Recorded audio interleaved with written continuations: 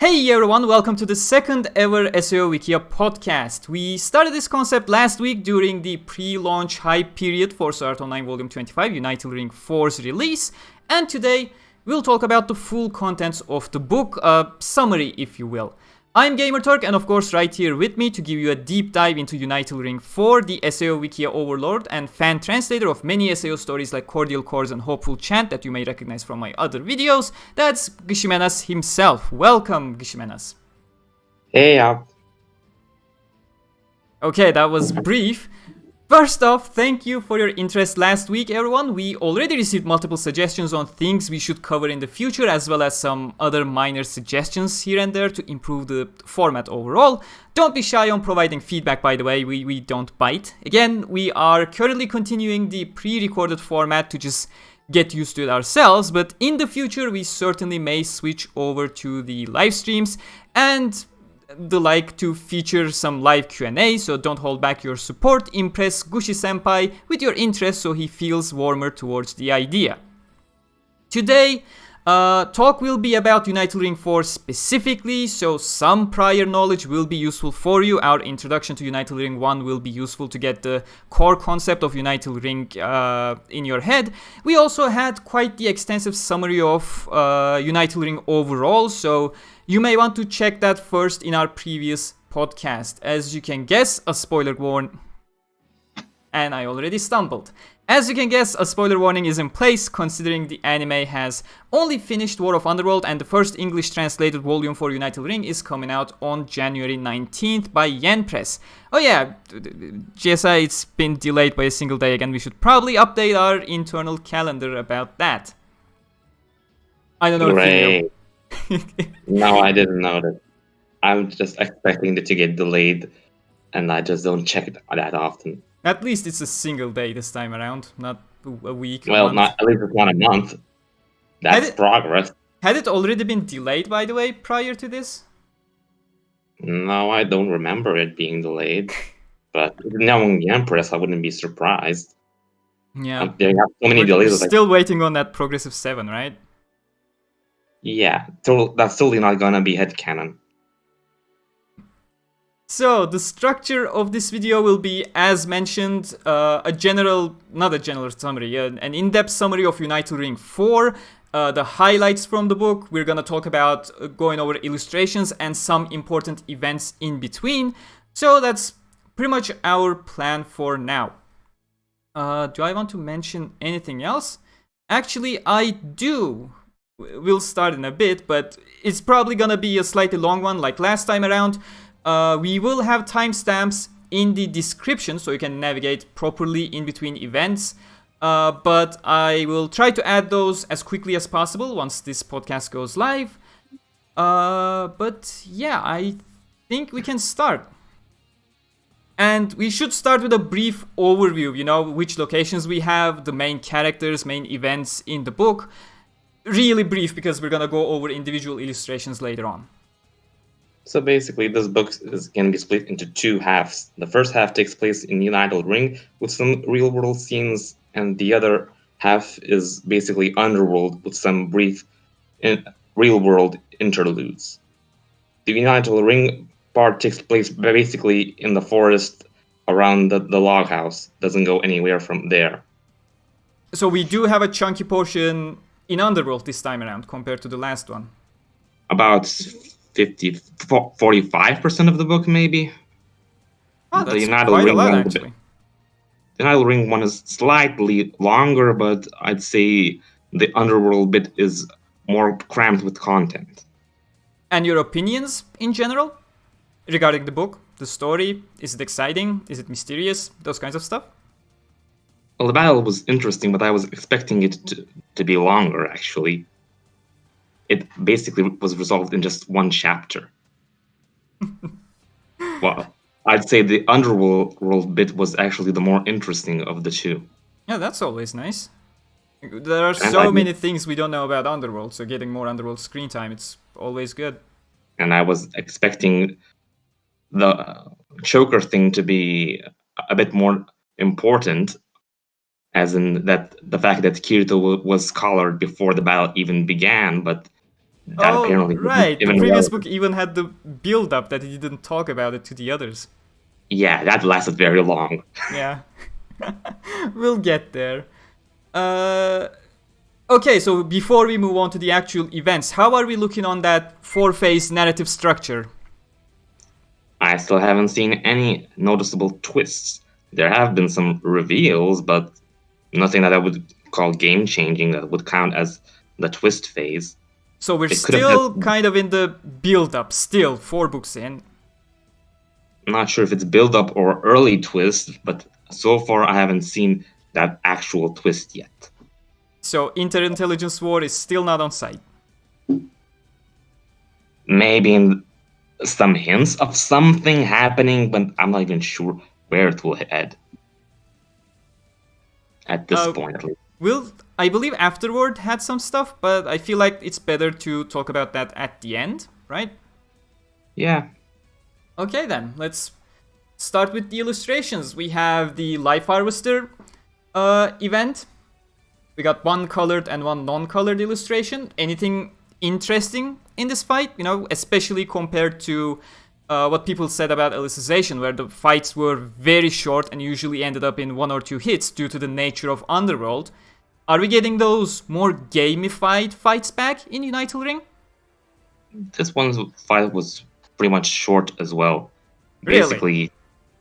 Basically, Kirito and Asuna just remembered the patterns of the Skull Reaper and just followed the same principles.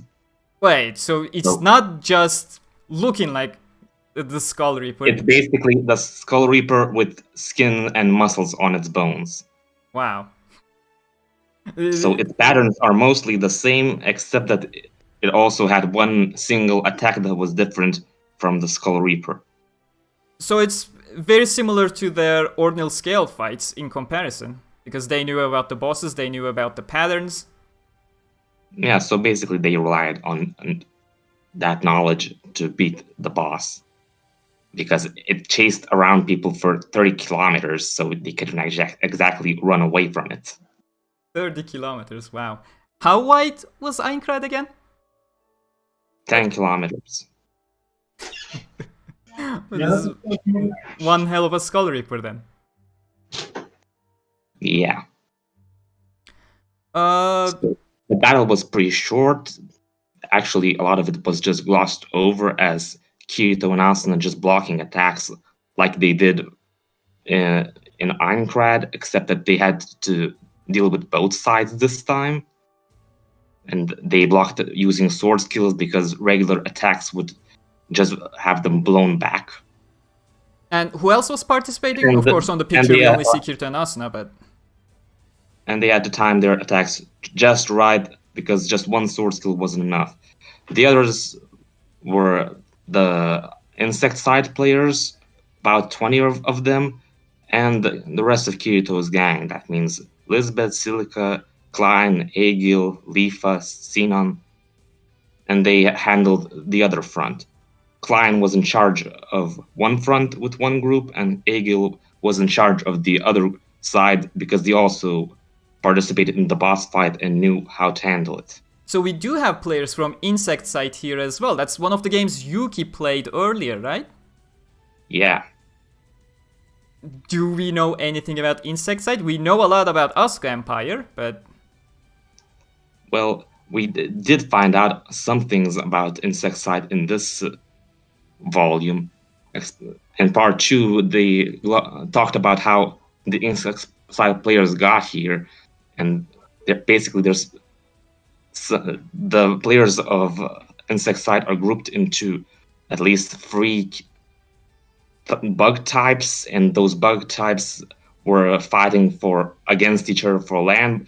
And one of the types, the insect type, was far more populous than the others. So they were predominant against all other players, and to combat this issue, the insect side staff basically buffed all the other bugs just to make them easier to fight back. It would be interesting to see a parody, an alternative perhaps, in Insect side, you know? When people are not humanoid people, but rather insects? How would you even control that? That's such an interesting idea, actually. I'm not sure. So basically, because of that disparity, the insect type players found themselves at a disadvantage when they converted over, because the buffs carried over, and most of them were slaughtered by the minority players and lost all their gear and stuff. But since the leniency period hadn't expired, they still respawn, but without their stuff. Aha, so leniency period that we talked about in the previous part actually does still come in with new players. Yeah. And they basically had to run away before they were killed for good this time. Mm-hmm. And Argo just invited them over to cooperate. I see. So people are coming together. Yeah, and actually Argo was the one who brought the life harvester on them, because on the route to the log house, Argo decided to investigate one place that looked odd. Basically, some areas of Unital Ring have some basin areas where there's apparently a circle-like area in the ground that looks interesting, and most of the sites either mark NPC villages or ruins, but the one Argo decided to investigate spawned the life harvester, and it chased them ever since. God damn it, Argo. So they defeat Life Harvester, I imagine. The picture is quite clear. In this illustration, the life harvester executes some attack that the Skull Reaper didn't have, and that attack left it open for a counter. And this illustration shows Kirito and Asuna going in for a major attack. It didn't yet kill the life harvester, but then the other NPCs joined in, and they eventually finished it off. I see. After that attack, they had like 5% left to deal with, so the rest was skipped over. I see. So the next one, we have Kirito coming clean with the choker of the damn thingy, the toy, Mutasina's toy. We talked about the more Deban squad in the previous podcasts as well, but do they get more valuable screen time, or are we just reverting to Kirito and Asuna? Actually, this evolve doesn't really have any main heroines, so to speak. It was mostly from Kirito's perspective, with a few bits of Asuna perspective, but I would say that nothing major from them. And the more Deban squad didn't really have that much actual Deban this time. As for Kirito coming clean, basically they were talking strategies on how to beat Mutasina, and Klein and Leafa offered the strategy of, why don't we just draw Mutasina out by purposely getting collared and baiting her into being open to a counterattack, and then we can just shrug it off because we know that the choking isn't real. Yeah, that doesn't sound like the best idea. So Kirito had to show off his brand just to show that he's talking from experience when he's saying that it's not as easy as it looks. Yeah, but there's one person, right? I guess we'll get there in a couple illustrations. One person that can properly shrug it off as if it was nothing. Yeah. I just love that Argo's face there. Like, yeah, whatever, Kibo. It's more like, took you long enough.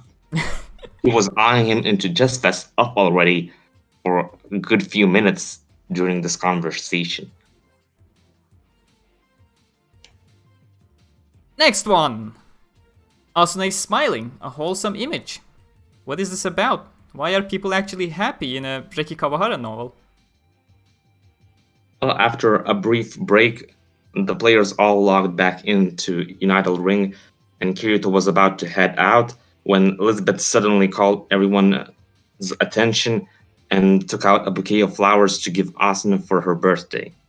You can even see the flower petals in the illustration in the background. Right, and she's so happy. I wonder how long that's gonna last with Reki in charge. You were supposed to say probably not very long. Probably not very long. Thank you. Next one, we have Kirito versus Mutasina. Or is she? Well, basically, since they had to scrap the let's just get collared plan, the other alternative that Kirito offered was to dam up a nearby river and launch an ambush on Mutasina. So this is still before the main battle event that we're gonna have with her. Yeah, well, technically the battle has already begun in this illustration. So the dam thing worked, and they managed. The point of the dam was to just wash away the players and get Mutasina away from all the other players, so they can just focus and kill her, because she was the only one that they were interested in killing, as the Elo players were just forced to obey her, not of their own free will. Mm-hmm. Well, the plan actually worked, or so it seemed, but when Kirito attacked Mutasina, he noticed something off about her. And if you take a look at her expression, there's something that doesn't really fit how Mutasina was characterized. As Kirito put it, Mutasina seemed like a girl that wouldn't flinch even if you had a sword pointed at her eye at point blank range. And this girl showed a sign of fear. That's what clued him in that this isn't the real Mutasina, but some body double. So this is pretty much Kirito realizing that something was wrong. That's why we even have the reflection on his eyes of Mutasina. Yeah. I really like this illustration. It looks nice. And there's also another guy who's not shown in the illustration that's blocking Kirito's attack. The guy is named Magus, and it appears that Magus is the one who's been called Sensei in the previous novels. Is it Magus? I've been pronouncing it in my head as Magus because I've been reading it as it was written. Yeah, it's Magus. Okay. Oh, I should check. We also learned about Mutasina's other team members. The group consists of 4 of them, which doesn't include the body double that Kirito didn't know about earlier. Mm-hmm. The other 2 people are Viola and Dia. And those are the ones we see in the next illustration. Yes. They're swordswomen with one-handed swords that don't really chat much with other players. Magus, on the other hand, looked like he was a rather nice guy for considering who he was working for, but I suspect that it was mostly just for show, and he was actually more calculating than that. So we still should be wary of mages, from what I'm understanding, whereas these guys are a bit more straightforward and non-chattery. I'm not sure what they just seem like silent bodyguards. In this illustration, they are blocking Kirito and Asuna from attacking Mutasina, the real one. The real one in the back. Yeah, the real one was actually flying on a bird that she had tamed. And since Kirito didn't realize it in time, everyone in the area was collared. That it means both Kirito's team, the insect players, the NPCs, there were a few of them in the area too, and even Kirito's and Asuna's and Silica's pets. So that's why we can see Asuna's neck, around her neck, there is a shine here as well, which we'll see in the next illustration too, should be the colored one, yeah. Yeah, so Kirito noticed the bird and Silica's bear and Sinon helped snipe it down, and as it was falling, Kirito and Asuna were hoping to catch Mutasina before she could trigger the spell, because she needed to hit the ground with her staff to trigger the actual choking. You said Silica had a bear. Does she have a bear? Yes, the one that shoots needles. The one that Kirito fought in Volume 21, and then Silica tamed another one. How many different animals have these guys tamed so far in Unital Ring? They should have a leopard as well, or... Yeah, should be a leopard. A panther. A what? That was a panther. Kirito's right. Black panther. Yeah, Kirito has a panther, Asuna has a platysaur, and Silica has a bear. Asuna has a what? A platysaur. A platypus dinosaur or something. Oh, beautiful. I was gonna tie this into, this being a big war or something, but the amount of animals, it feels more like a petting zoo. Exactly. But going back to that original point, this is still a war, right? Like, Kirito and Asuna, Mutasina and her henchmen are in the front lines, but still some sort of a war is happening. Well, the other players didn't really get to fight much when they got surprised by the dam attack and washed away. So the actual battle is more about Kirito and Co versus Mutasina, while the other players are either trying to stand up after being washed away or being held back by the other players. Any returning characters from past arcs? Seemingly random, perhaps? Very random, in fact? Yes, you were supposed to bring up the illustration earlier. No, I told you I would talk about it after this one. So basically, before the battle began, the insect players captured some spies sent by Mutasina. There were 4 players, but 3 of them fought back, and one of them tried to run away. The one that tried to run away was captured by the insects and brought over to their base camp, and Leafa recognized that he was the same guy that they met back in the fairy dance arc, the one that Kirito bribed with the loot that he got from beating a bunch of salamanders to share salamander intel with them. Isn't that exactly the same scenario they had back in ALO? Like 4 players coming over to Kirito, 3 of them completely dying out, and this guy is the remaining one for some bartering? Yes. And he even used the same lines as in his first line was, "If you're gonna kill me, then just do it," in both the fairy dance arc and here. And when Kirito offered him bribe him with any loot he got from Mutasina for helping him, he also gets answered with, "Seriously?" This guy is just turning out to be the light novel version of those 2 characters from Aincrad that keep coming up every single time in the anime. Who were those? Miurin and some other guy? I don't think we even got their names in the anime, it's just that I know them from Integral Factor at this point, their names.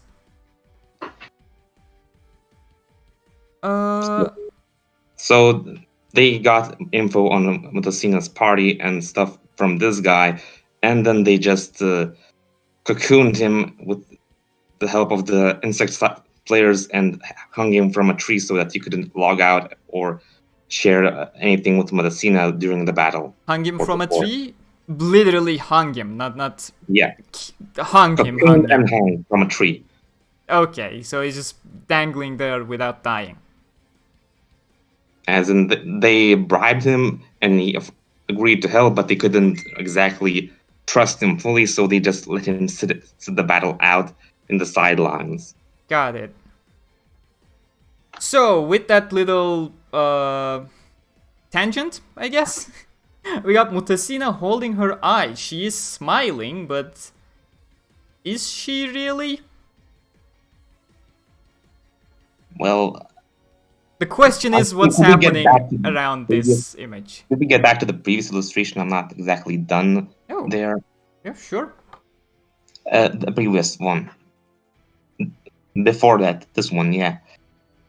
Well, as I was saying, they shot Mutasina's bird down, and they wanted to catch her off guard, but Mutasina jumped off the bird earlier and basically struck the staff as she landed. So she nearly died, but she did manage to trigger the spell. And just when Kirito and Asuna tried to get to her and kill her before succumbing to the choking, these two female swordswomen came in to stop them. Right, I And keep that was forgetting these are female. They look so much like Eugeo. I always think they're Eugeo. And then that next illustration happens where neither can hold out any longer, so they succumb to the choking as Mutasina smugly threatens them into offering their swords to her as a sign of submission. Right, and this includes her henchman as well, because she can't discriminate between who's already... When she triggers the spell, everyone under her spell falls to the choking. Right. And as we mentioned, you mentioned in the previous one, even her henchmen freely decided to wear the brand. Yeah, for some reason. they played along to ensure that it didn't look suspicious. I see. So at this point, neither Kirito nor Asuna can actually go against her because the choking takes up way too much of their psyche to overcome. And that's where Yui comes in. Yui, just like Kirito and Asuna and the others, is collared just like them and is suffering the choking, but she mans up and still fights Mutasina. And although she doesn't really succeed much, that seeing her battle spirit was enough for Kirito to come up with a plan to overcome his choking. Remember that in the previous volume, Kirito learned a spell that basically shot out a bullet of corrosion or sting or something. And Kirito decided to just stick his hand into his mouth and launch the bullet into his mouth.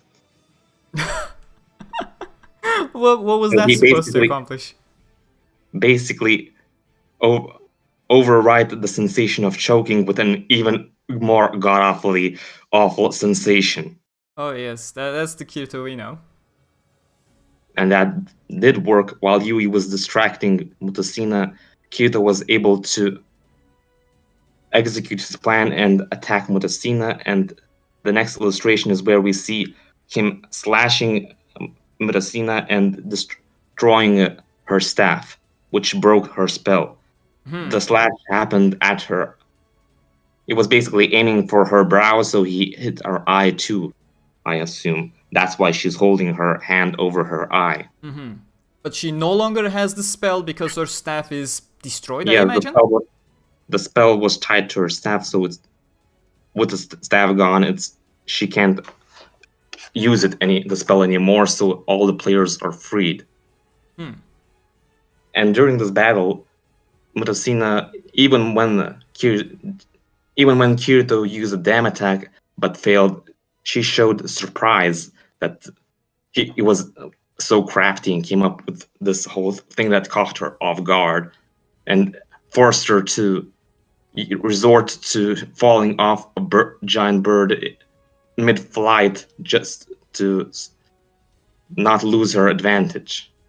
And that all nearly killed her when she planned to play the entire game without losing more than 10% of her life.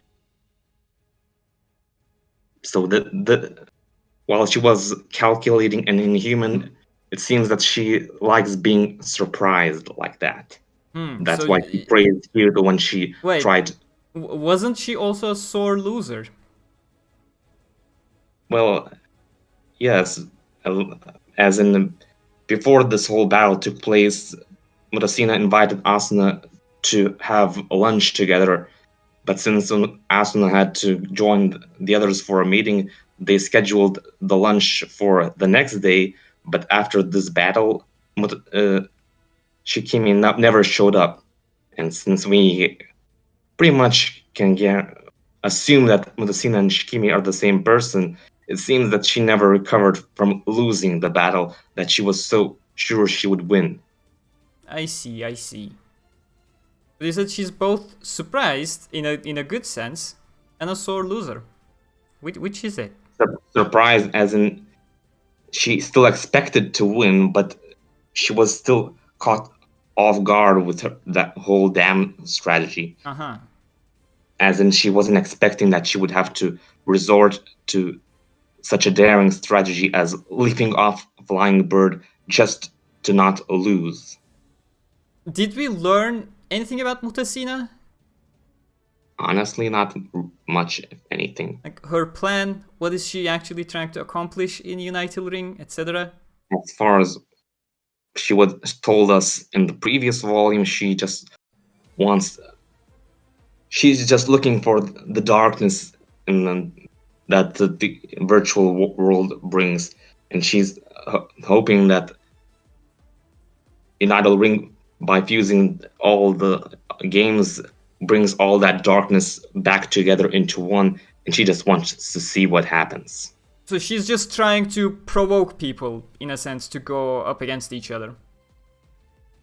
I'm not sure if she wants to go against each other, because she actually like wants to... bring the dark nature of people in general. More like she just wants to be entertained. She doesn't really want people to go against each other, as she uses a spell to subjugate her under her will, instead of having them fight each other and then just killing off whoever stands. She does seem to want to reach the end, since she didn't actually plan to duke it out with her army. The army was basically just there to keep Kirito and the others in check while she collared them. Mm-hmm. So she's basically trying to have her own way of fun, as far as we know so far? As far as we know so far, I'm not sure what exactly her goal is. That's just what she has told us herself. That she just wants to basically see the world burn. I see. And that's the last one in Unital Ring, right? Illustration, yes. After...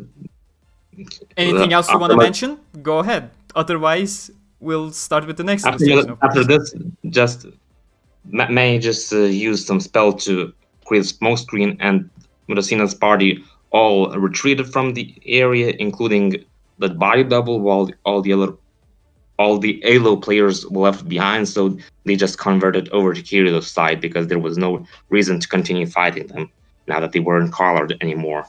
And then Mutasina ditched on her date, Shikimi's date with Asuna. The day after. Got it. We don't know why exactly she never showed up, because she just never showed up at school at all. I just assume that it's because she lost the battle, and she's sore about it. Mm-hmm. She was probably expecting to win, and then talk to Asuna as their ring lord or something. The ring lord? As in ringleader. The one in charge of the whole group, as she was expecting to subjugate them under her will. I see. Anything else you want to mention from Unital Ring? Otherwise, we are moving over to the Underworld portions. Yeah, I think that's pretty much it for the Unital Ring section. Okay then. Next up, I put the map over here because back in Alicization Lasting, when Kirito and Co first dived back into Underworld, they appeared in space, and we assumed that was because they used Kayaba's special connection that caused some shenanigans there for them to not appear where they logged off first, as it is with all seed-based games. That's what usually happens. When you log in, you just reappear where you logged out from. In their second dive in, was that Unital Ring 3? The previous volume? Yes. They reappeared at the exact same place they logged out from. In Arabel Residence, if I remember correctly. Yeah, at House Arabel. But they didn't find Laura or Stika, so... Right, because time had passed and they were no longer there. They were probably at work at that time. Yes. When did Kirito actually log out? In which circumstances during that dive? Well, basically, he used incarnation to make Laura's brother a weapon, Yeah, and we talked a about local those in the previous one. Where and exactly did he log out? he logged out in the middle of the street when he was picked up by the cops, and Eolyne had to bail him out of jail. Well, not jail, interrogation. And while Eolyne was bringing him over to his base, Kirito was logged out because his time expired, and Kojiro didn't let him stay any longer inside. But since he logged out in the middle of in a car that was in the middle of the road, when he came back, he found himself right smack dab in the middle of the road again. But without the car, he was just a there. truck was going right at him. But unfortunately, this wasn't a reincarnation, so he didn't actually get hit, since it turned out that Eolyne was smart enough to just block the area off, even though it was right in the middle of the road, just so Kirito wouldn't be killed off by some random car. What a kind dude. Just like Eugeo. And the road was sealed off for like 3 days, like that. It's a 3-lane road, and he was in the second lane, so it wasn't too problematic, as in the road was still usable, but it was still right in the middle of the main road. Mm-hmm. And I imagine Eolyne had him picked up again from his login location? Yeah, he left some guys parked next to the road, hoping that when Kirito shows up, they would pick him up. And so they did.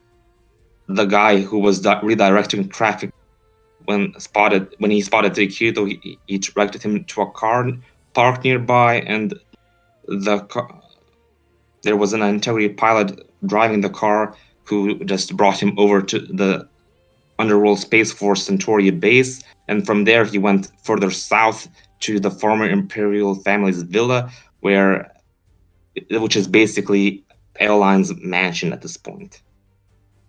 Did you know that the Norkia Lake is on the wrong side compared to what we have in Licorice? It's probably Licorice that's on the wrong side, but worth a mention.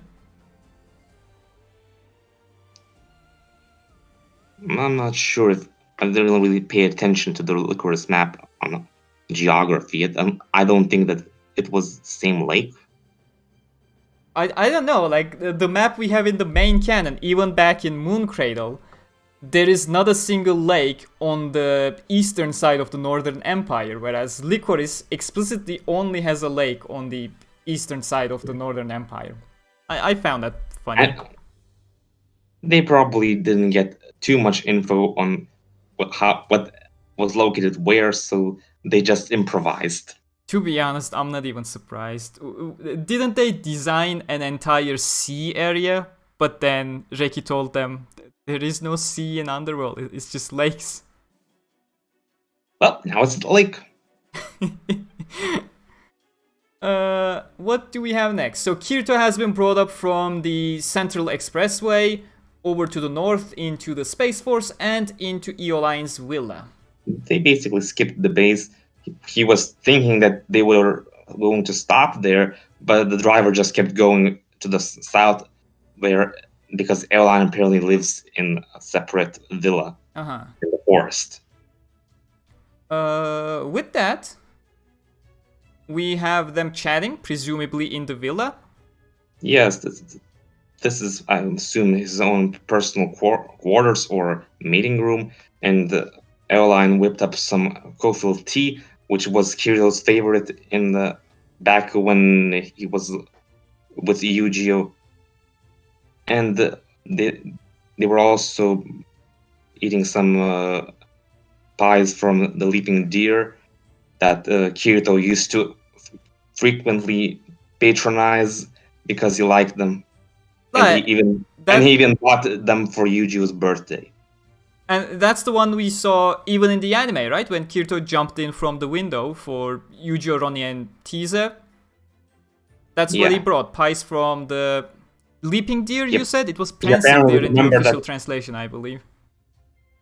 He apparently remembered that it was Yuju's birthday and decided to celebrate. So basically, they were having a tea party when Kirito noticed that he was being quite casual with Eolyne, but Eolyne apparently liked that Kirito was being casual because he was treated with more respect by basically everyone else. And Kirito then asked if Eolyne's family were some big shots, and then Eolyne revealed a bombshell that Herlentz is the family name of Berkuli. Do we even know how they know the original surname of Berkuli is? No, we don't really know how they found out. We just know that Berkuli had the name Herlentz when before he was synthesized. Mm-hmm. But after he was synthesized, the family didn't have any heirs, so it just... Oh, so the family line completely stopped. Yeah, the family line stopped, and after the whole Underworld war with the real world players, Fanatio somehow found out that Berkuli used to be named as Berkuli Herlentz, and just revived the family name with Berkuli as the founder of the new Herlentz family, posthumously. And if I remember correctly, Berche, or whatever the name of the kid actually is?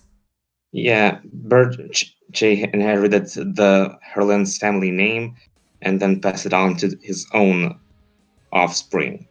For those who haven't read Moon Cradle, Berche is basically Berkuli and Fanatio's kid that Fanatio was pregnant with during the War of Underworld.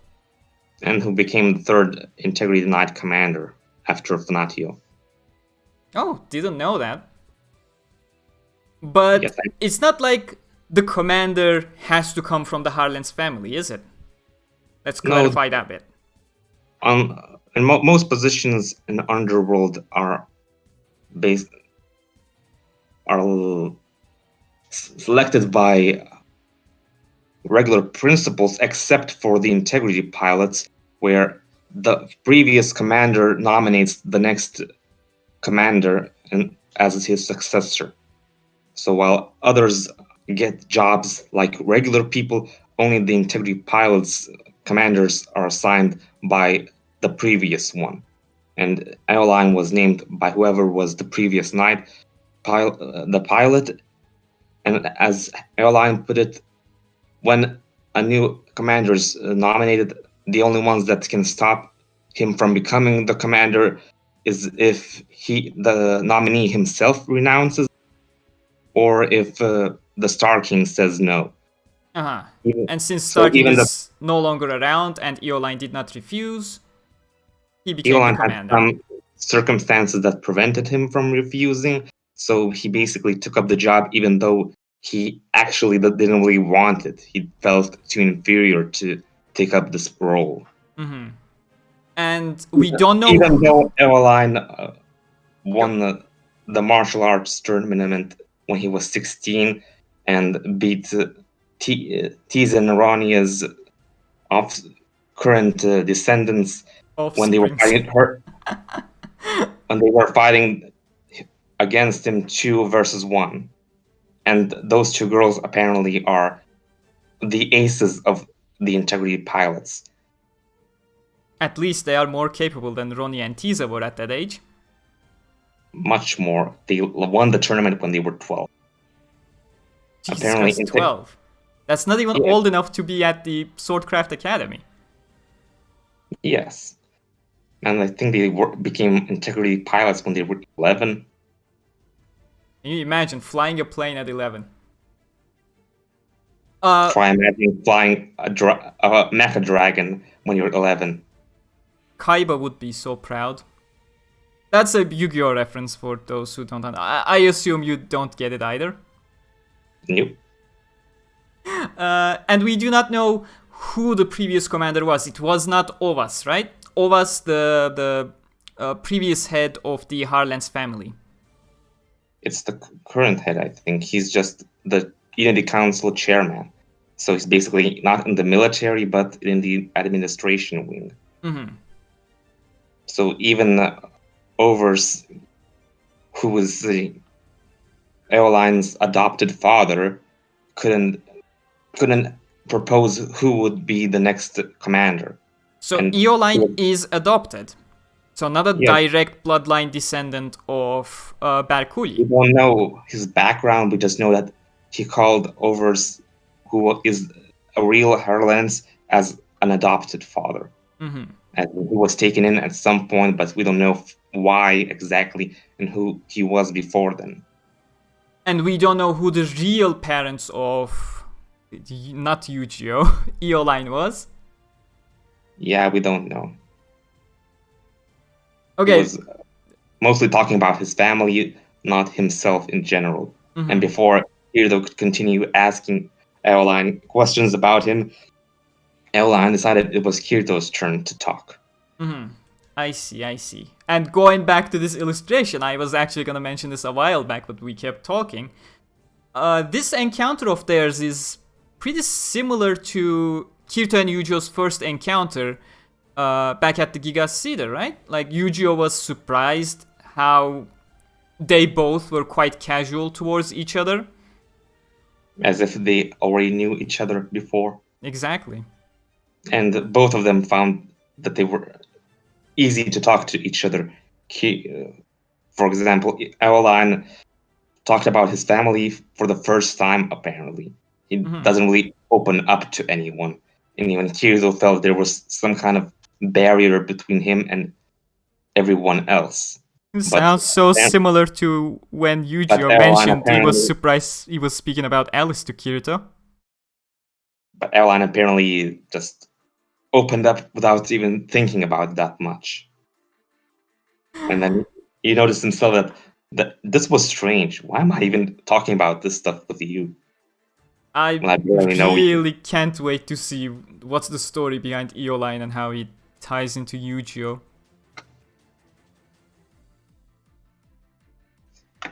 So this was where the conversation took a break because Kirito realized that his time was running short.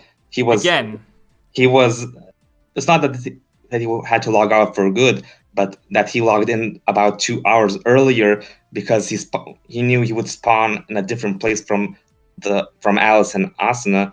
So he wanted to log in early just to go back to House Arabel so that they would all start from the same place until when he was suddenly picked up and driven to Eolyne. Right, because Kirito had forced them to log out early during their previous dive because he triggered the...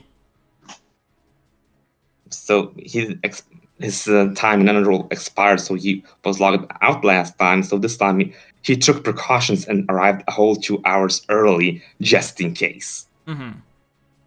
And Alice and Asuna spawned in a different place because Kirito forced them to log out early when he triggered the Incarnometer, whatever shenanigans it was, that alerted the police back then. Yes, and they did log out at House Arabel, so that's where they would re-log in, and Kirito realized that Asuna and Alice would be right about now arriving at Roppongi, so he would have to log out and inform them about some changes and that they would be picked up by some other people whom Eolyne arranged.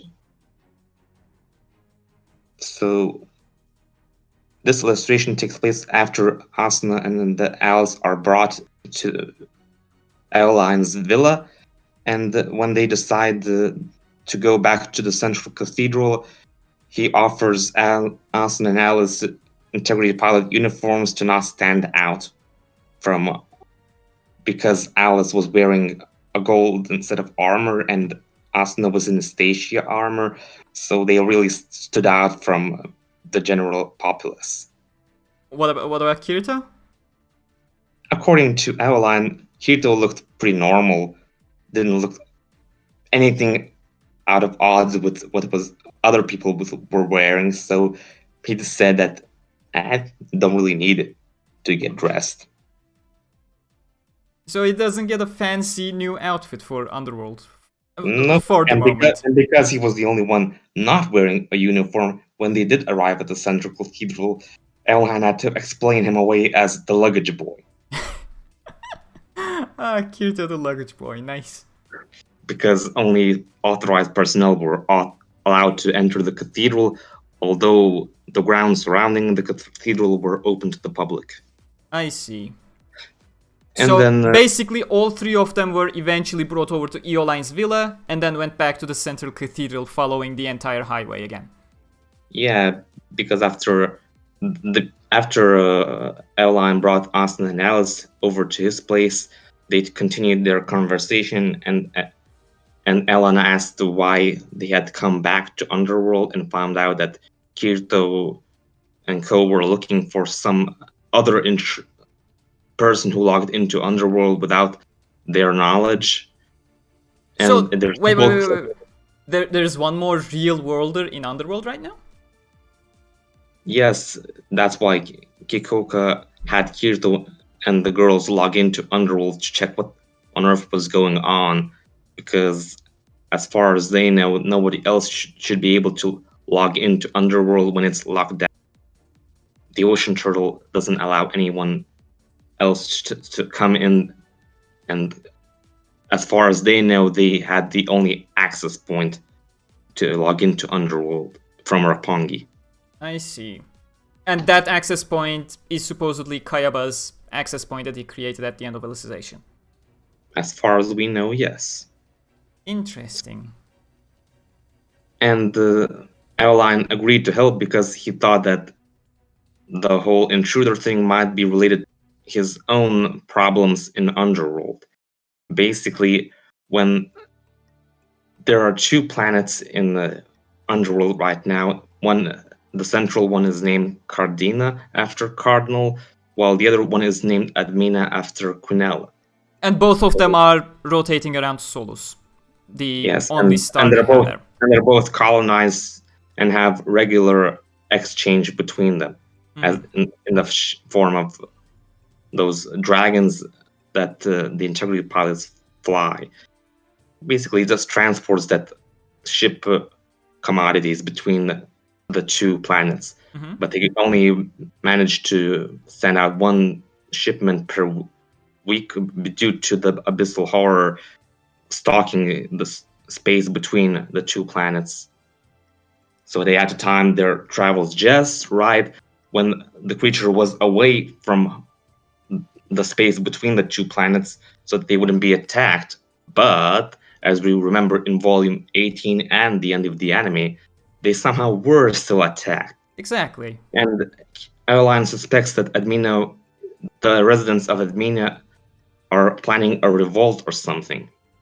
And they were just both Admina and Cardina have observation posts for tracking the movements of that abyssal horror, but for some reason, Admina sent wrong information to Cardina, and that's why Stika and Laurannei were sent out despite the fact that abyssal horror was still too close to their route to the other planet. Which led to Kirito, Stacia, Asuna, and Alice defeating the abyssal horror at the end of Prologue 3, the anime. Yeah. Let's talk about that universe shaking Kirito, if you don't mind. It's a big topic right now. I know you're shaking your head. Yes. How do you know? I know everything. So, I'm sure a couple of you watching are aware of the two stupidest claims that we have heard in a long time. One was Kirito has merged with his real life avatar, which is absolute bullshit. The second one is Kirito shook the entire universe with 20% of his power or something. I genuinely don't know where those people got that idea from. I mean, there's one sentence from either Laurannei or Stika that says it was as if the universe shook because their jets were shaking at that point with the explosion and stuff. Did anyone, even in the nearby planet of Cardina, did anyone realize there was something going on in their outer atmosphere right there? Nothing seemed to be off. They didn't even realize anything happened until they noticed that the Abyssal Horror was missing and didn't appear for an entire month.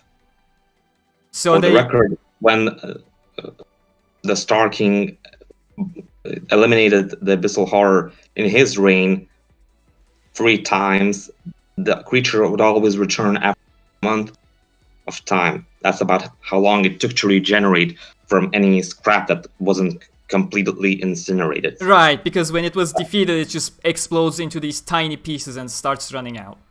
Yeah. And that's why they needed Alice at the end. They had Alice this time. They destroyed every last piece of it, and it never came back even a month later. Mm-hmm. So Eolyne was aware of the fact that it was gone, and he seems to know that Kirito, Asuna, and Alice were responsible for it, probably because his own subordinates informed him of such. Though I mean, Laura and Shtika were right there with them. Yeah, but he was doubtful about Kirito being the Star King at first. Mm-hmm. Though in this latest volume, it seems that he's pretty much convinced that he actually is, because while the Star King and Star Queen's names were erased from, apparently a select few, including Eolyne, are still aware of what they were actually named. And so he knew about Kirito, and that he knew that the Star Queen was Asuna even before he met Asuna herself. I see. But just because your voice cut out a little there, when you were saying Star King and Star Queen's identities were deleted, erased from the history books and stuff. Just wanted to clarify that again. So all in all, nobody even felt something was happening in space. As far as we know, nothing really stood out for anyone, except the ones in charge. Exactly. And that was because they were informed. Probably. We don't really know what happened exactly, but I assume that's the case. So nothing shook. What we're trying to say is the universe did not shake. I assume that this happens because the word used was uchu, which means space in general, but could mean the universe too. So I think the intention was that the space around them shook, not that the entire universe did, because that's kind of hard to sense. So even that one line that came up in the book may be a contextual mistranslation. Yeah, I think that it might be a misinterpretation of what it was trying to say, or Laura and Stika were just exaggerating. Exactly. It wasn't even at least in the official translation, it's not even a direct statement. It was as if the universe shook. Yeah. So I hope we can put this topic aside, because it's stupid. And it's really annoying that it's popping up everywhere. Anyways, as I was saying, Eolyne basically suspects that something or someone is instigating Admina to revolt. Right, the important matters. Even though the seal of the right eye is still in effect, but he assumes that since the previous Otherworld war was started by some, the new conflict could also be instigated by someone from the real world. Presumably the guy who infiltrated Underworld without knowledge from Wrath. So that's why Eolyne wants to have all the group join him in going to Admina, which is the other planet. Which is about 3-4 hours away with dragon jets, if I recall correctly. 6, I think. As I recall, it was 6 hours in one direction. I kind of remember 4 hours during that Prologue 3 dialogue, but it's not even 10 hours. It's quite short. It's shorter than flying from The Europe to problem the is US. that to actually investigate things, Eolyne wants to get there in secret, but if he brings out one of his own dragons, he'd have to inform Admina about landing, and he'd have to use his own ID to actually. So everyone would know that he was the one who took a dragon from the Integrity pilot stock. Mm-hmm. And Eolyne basically came up with two ways of reaching Admina without using any Integrity pilot dragons. One was to use Kirito's incarnation, which was so powerful that even generating elements created a lot of incarnation waves that the incarnate meter detects.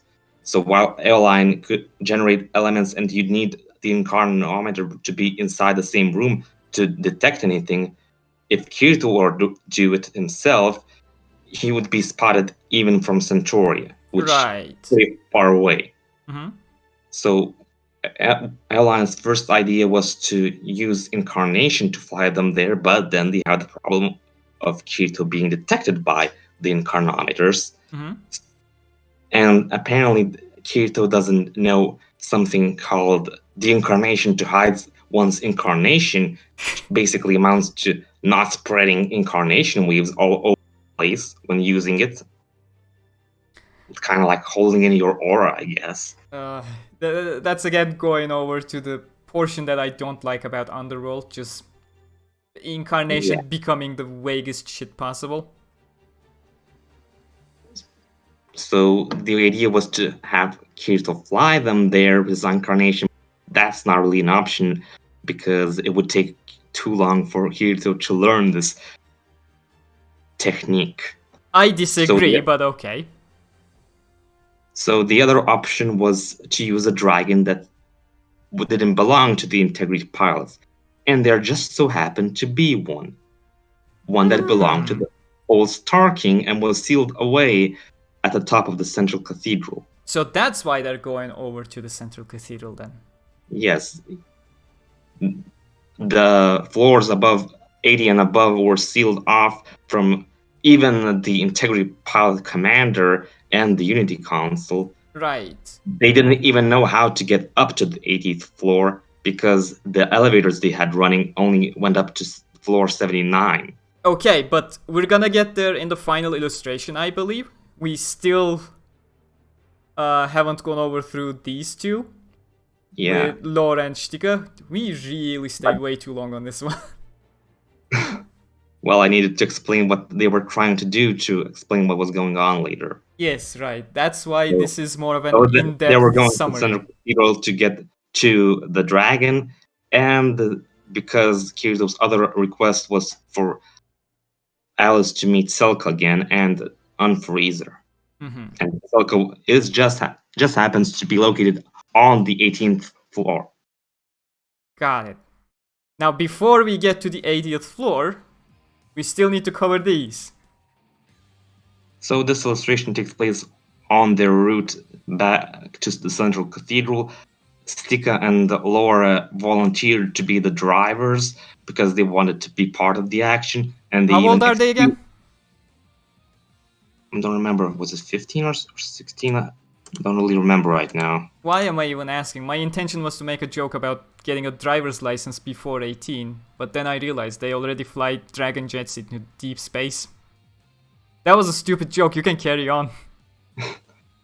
So, on their way back, they were talking basically... Back to the Central Cathedral. Yes, they were driving to the Central Cathedral back in Centauria, and the conversation shifted to martial arts tournament still being held, and they talked about how T-Isis and Rania's descendants won the tournament at the age of 12, while Eolyne won it at 16, and then they somehow began talking about how T-Isis and Rania's descendants could never beat Eolyne in a duel, even when they went 2 versus 1 against him. So while Stika didn't expect to ever surpass him, Smug Laura, on the other hand, thought that give it 10 more years, and they were a shoo-in to win. Sure thing. By the way, this is the second time you mentioned that martial arts tournament. Am I correct in imagining that is the modern version of Four Empires Unification Tournament or something of sorts? It's now called the Star Empire Unification Tournament, so very original naming. But it is the continuation of it. Yes, but it seems to be no longer a requirement as such to become an integrity pilot. It does look good on your resume if you win, but it's no longer a requirement. The current requirement is basically you have to have good accomplishments at school, join the land army or the integrity pilots, then work your not the integrity pilots, I mean the space force. From there you have to distinguish yourself again to join the integrity pilots. It's like becoming a NASA astronaut who goes into space. You gotta join the Air Force, become part of the general NASA crew, and eventually get picked up to go to space. Yeah, so the tournament is no longer a necessity per se, as it seems, but it does look good when you're trying to apply for the entrance exam into becoming an integrity pilot. So moving over to the next one then, we got the Kirito crying scene that we all were very interested about before the release. What is happening here? Why is Kirito crying in front of Eolyne? Well, during the car ride, Kirito decided to ask Eolyne how strong he is, as in what his authority levels were, and then he just had a good idea. If he managed to see Eolyne's status window, he might see his ID and see if it's the same as Eugeo's. Status window is the classic Stacia window that we know. Yeah. So he managed to reach an agreement with Eolyne that Kirito would show off his own window in exchange for Eolyne showing his. When Kirito opened his window, he first saw that his object control authority was at 29 and system control authority at 07. Surprising. It used to be 50 and 30 respectively during his Central Cathedral battles. But then Eolyne pointed out that there was a small one at the very front. So it was actually 129 and 107. Hence there was a 0. Right. So after seeing this window, Eolyne opened his own window, and the first thing Kirito saw was that Eolyne's ID was entirely different from Eugeo.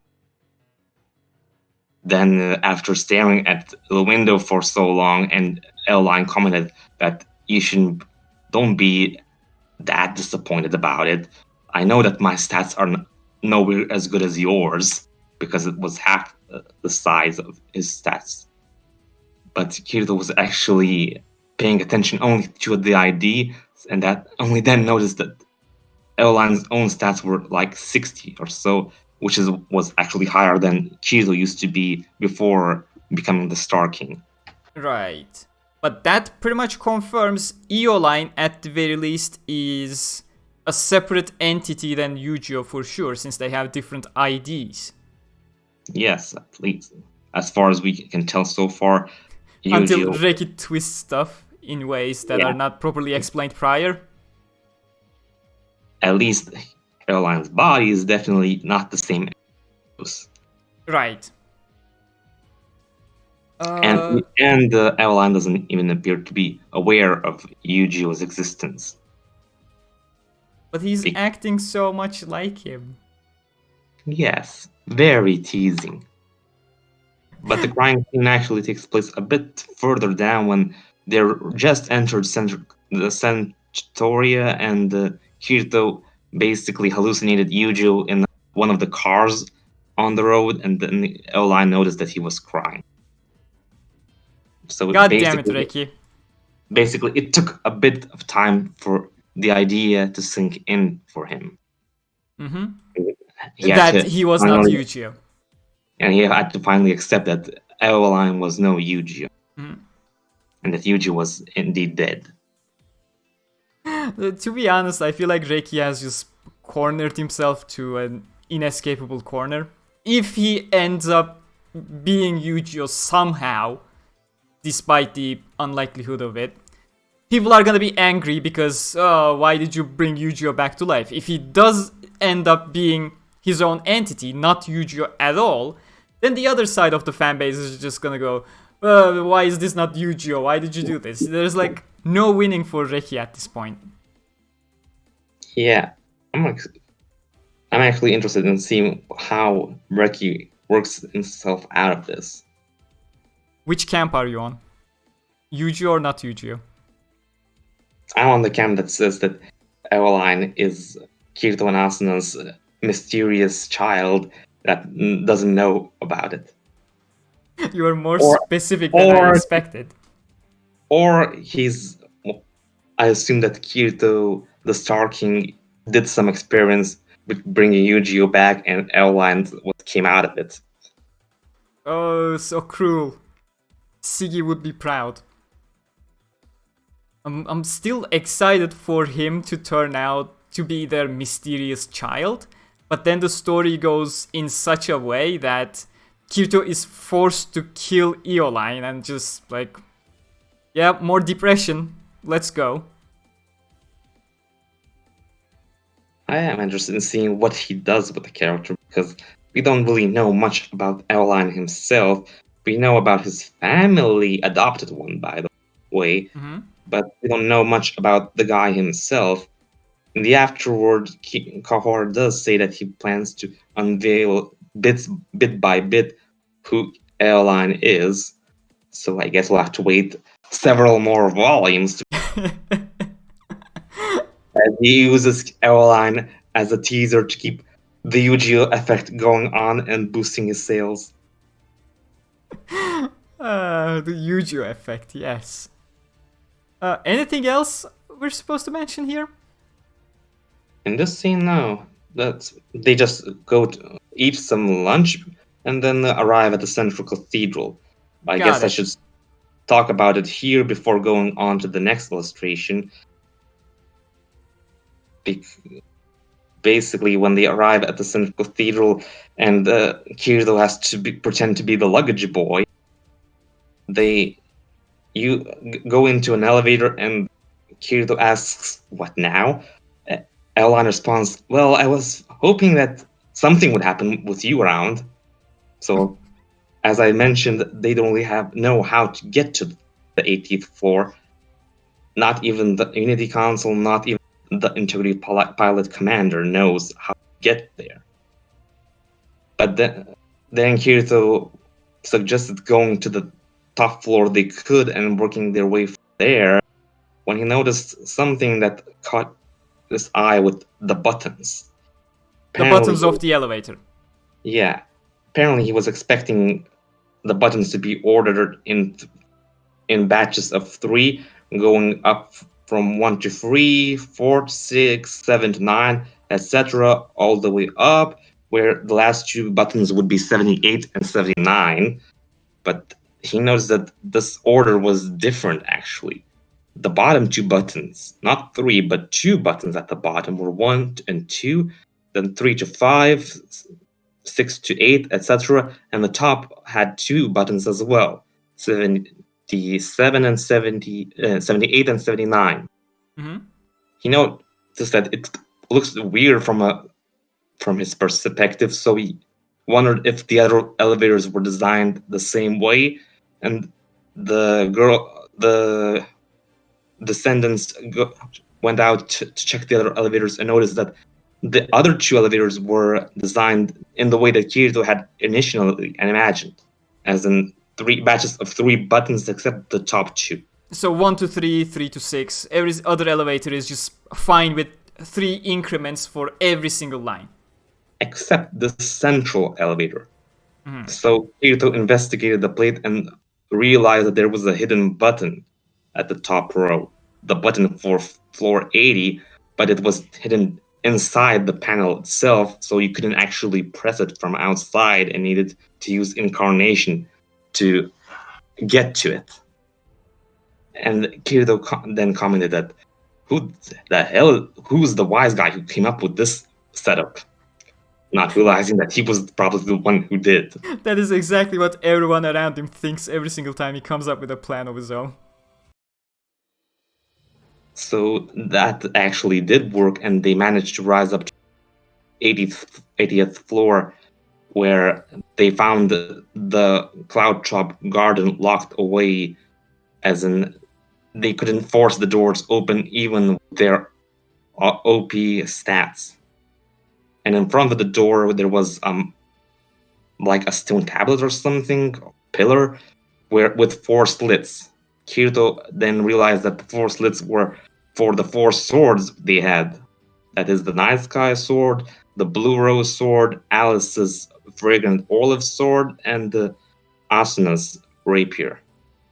With all the 4 swords put into the pillar, they managed to open the door, and inside they found what you see in this illustration.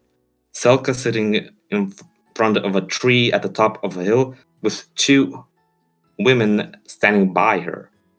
All 3 of them seem to be in a petrified state, as in deep freeze, but we don't really know about the 2 women on the sides.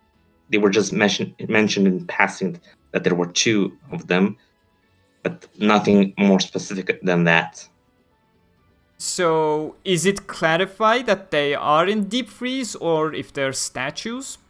They're basically described as being like people, but they look petrified. Mm-hmm. So I think that those aren't statues, but real people that are in deep freeze. But that's where the volume ends, and we don't get any more details than that. So the only thing we know is that that's Selka for certain? That's Selka for sure, and that the 2 women on the sides look to be in the same state as Selka. And Kirito never mentions that the right one awfully looks like Ronye? Nope, nothing like that. If he doesn't, then it's probably not Ronye, I'd imagine. Don't know, maybe he didn't have the time to notice the resemblance. Maybe she looks different from what he imagined. Or maybe that doesn't happen in anime. Well, same phase syndrome is very much a thing in anime. So basically it's left as a teaser for the next volume, because every volume has to end on a cliffhanger. So Selka is not awakened, nor are the other 2 figures that we do not know who they are. The book ends with Alice calling out to Selka, and that's that. That's where it ends, and we are left at a cliffhanger again.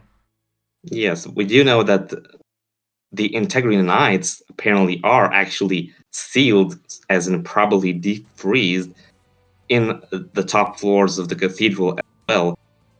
As Felicity mentioned in the previous volume, the original Integrity Knights that had their lives stopped as well. Yes, so basically a measure to not cause them to go over memory. Probably. They were sealed with their own weapons, so all the divine objects are gone from the current or underworld as they are sealed away. Mm-hmm. I'm not sure if all of the knights are sealed, because it doesn't specify. But apparently, of course. But apparently, the sealing really does refer to actual people being frozen there, as we can see in this illustration. Right. But I guess that is it from this book, right? We have the chibi illustration that I wanted to touch upon. We see 2 insects from... Go ahead. The only thing I can actually say is that the purple or pinkish praying mantis is Egil's wife, and the beetle is the sub-leader of the wife's guild. Did you know Egil's wife was actually quite explored a lot in Fatal Bullet? No, not really. Doesn't matter because it's not canon anyways.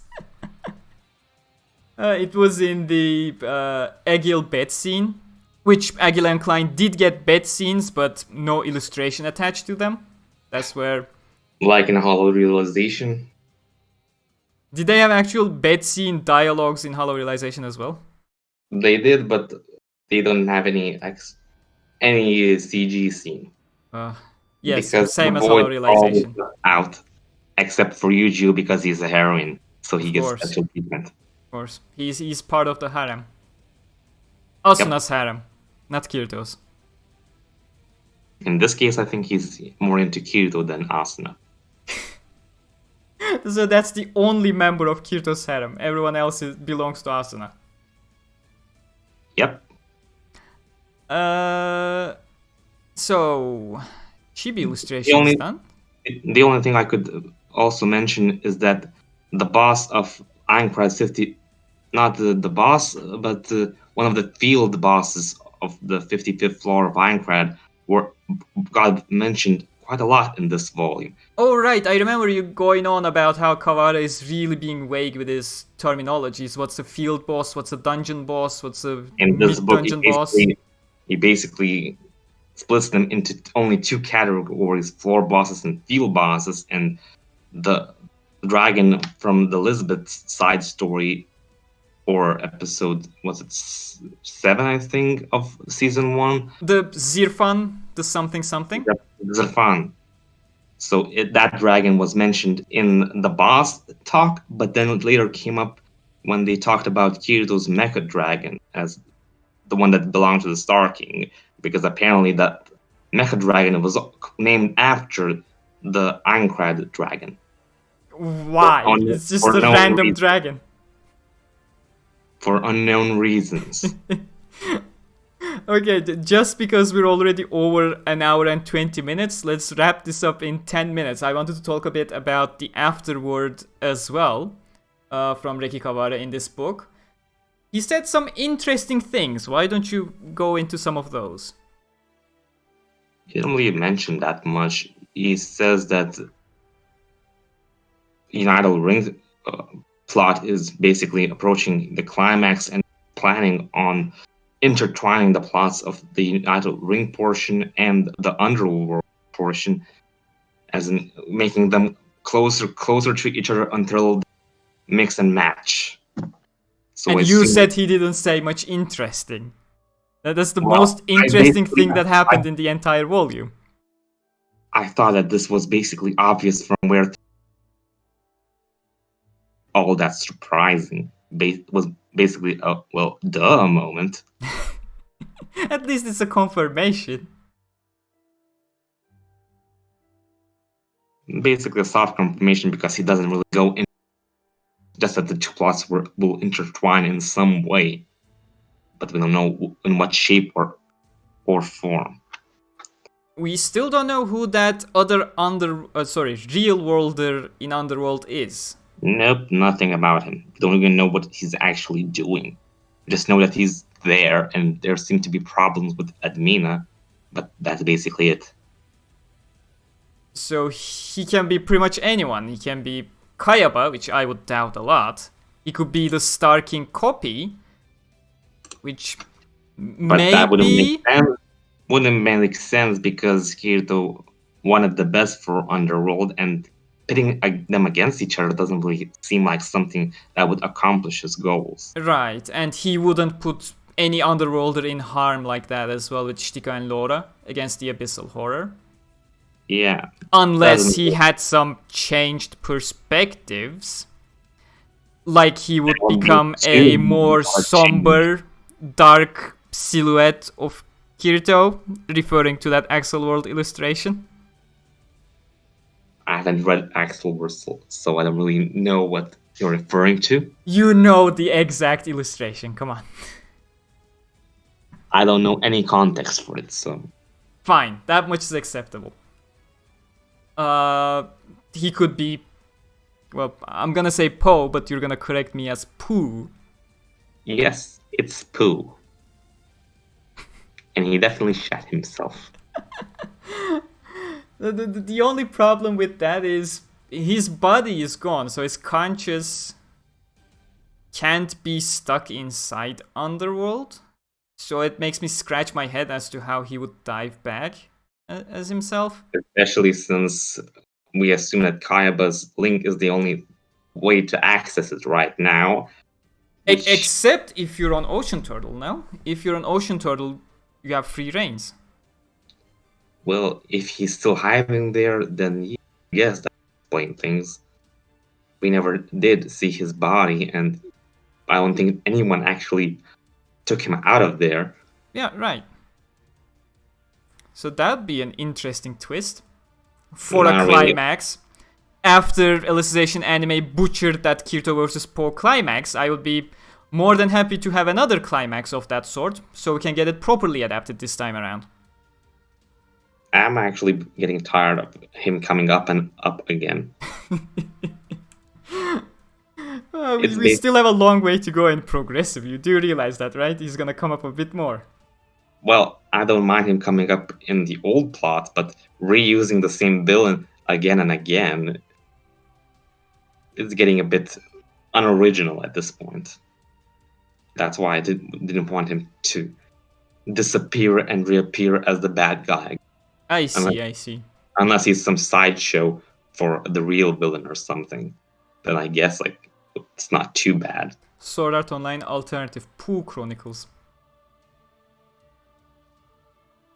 With 4D shit. But I guess we're done. I'm hoping we didn't cross that 130 mark. Okay, that's fine for now. Anyways, this has been... I said I was quite comprehensive, much more comprehensive than I initially intended for a summary. That's for sure. And actually shorter than I had planned. Really? Yes, because we skipped a lot of in-between stuff. God damn, I even had notes. Please keep things brief and stuff. And I kept it brief by not going into stuff. Thank you. It was still longer than I expected. I'm fine with it, not complaining, but... I was hoping to go over it just so that I wouldn't have to summarize it. I thought that covering it in a video summary would make my life easier so that I wouldn't have to work on 3 summaries concurrently. Oh, we're still gonna have to do an introduction video for these volumes anyways. So you can still look forward to those. Yay. But yeah, for now, this is pretty much what we had planned. We have some suggestions for future topics, though it's not exactly clear when we will return to them. You know, Unital Ring was a big event kind of thing to try these out. We'll see what happens in the future. So if you have any... Go ahead. Depends on how well this is received. So like us to do more of these. He's telling you guys to like and subscribe and comment so this video gets shared. Impress him and we'll do more. Pretty much. What was I saying? I was saying something else and I completely forgot, which means it's probably a good note to end on. Like, if you have any topic recommendations or things to improve, please do let us know in the comments, you know. The more we can streamline these into a specific format, the easier it is for us to do this, the less of a hassle it is to actually upload. We can even go for live streams and live Q&As and stuff that you can ask Gsimenas funny questions that he'll facepalm at. That should be a fun experience. He usually ignores me when I ask those kinds of questions. But yeah, this is pretty much it for Unital Ring 4. Hopefully, we will see you in a future SAO Wikia podcast. But until then, stay cool. Keep your cool. Oh, you actually have one. Good job. I mixed and matched. Well done, well done. Perfect ending. Bye-bye.